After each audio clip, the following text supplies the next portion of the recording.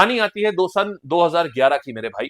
उस वक्त एक नेशनल लेवल की वॉलीबॉल प्लेयर एक अरुणिमा सिन्हा, ये नेशनल लेवल की वॉलीबॉल प्लेयर थी, लखनऊ से दिल्ली जा रही थी, पद्मावत एक्सप्रेस गाड़ी का नाम था। कुछ लुटेरे का चढ़ गए उस गाड़ी के ऊपर और वो सोने की चेन पहनी हुई थी, सोने की चेन खींचने की कोशिश करी। अरुणिमा क्योंकि एक खिलाड़ी थी तो भिड़ गई बिना सोचे। गुस्साए लुटेरों ने जब वो उनकी चेन नहीं लूट पा रहे थे तो उनको ट्रेन से नीचे फेंक दिया।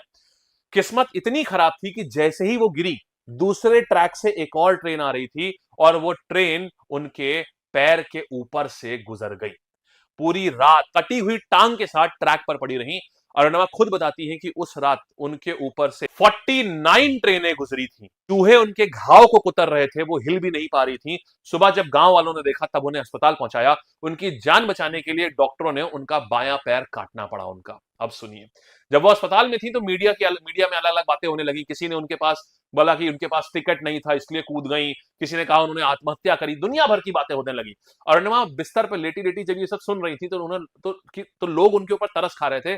बेचारी, अब तो इसकी जिंदगी बर्बाद हो गई, अब ये क्या करेगी। यही वो मोमेंट था मेरे दोस्त जिसने इतिहास को बदल के रख दिया। अरुणिमा ने सोचा, आज तो मुझ पर तरस खा रहे हो ना, कल मैं ऐसा कुछ करके दिखाऊंगी, तुम सब देखते रह जाओगे, हैरान रह जाओगे। हॉस्पिटल के बेड पर लेटे लेटे कटे हुए पैर के साथ उन्होंने फैसला किया, मैं माउंट एवरेस्ट चढ़ूंगी। उन्होंने फैसला किया, मैं माउंट एवरेस्ट चढ़ूंगी।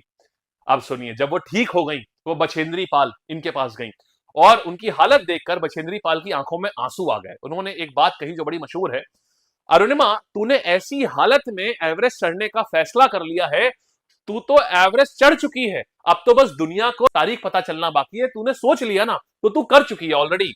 अब ट्रेनिंग शुरू हुई, जहां सामान्य लोग 15 मिनट में चढ़ाई कर रहे थे, जो जो अरुणिमा को 3 घंटे लगते थे। नकली पैर से खून रिसता रहता था लेकिन वो रुकी नहीं, खून रिसता जाता था, वो चढ़ती चली जाती थी। सबसे खतरनाक पल तब आया जब डेथ जोन शिखर के एकदम पास में थी। वहां पर उन्होंने बर्फ में दबी लाशें देखी और उनका ऑक्सीजन खत्म हो गया उसी समय। अब सोचो, उस समय उनके गाइड ने कहा, अरुणिमा वापस चलो, अगर तुम आगे बढ़ी तो मर जाओगी, ऑक्सीजन खत्म हो चुकी है।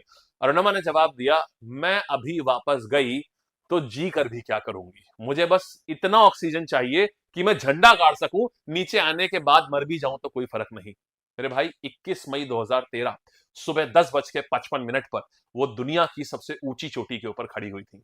एक वॉलीबॉल प्लेयर जिसको ट्रेन से फेंक दिया गया था, पैर कट गया था, उसके ऊपर से 49 ट्रेनें गुजरी, आज वो दुनिया को ऊपर से देख रही थी। तो बच्चों, अरुणिमा सिन्हा की कहानी ना हमें ये सिखाती है कि इंसान शरीर से विकलांग कभी नहीं होता, इंसान ना यहां से मन से विकलांग होता है। तो अगर हौसला है तो तुम एवरेस्ट भी तुम्हारे आगे घुटने टेक देगा।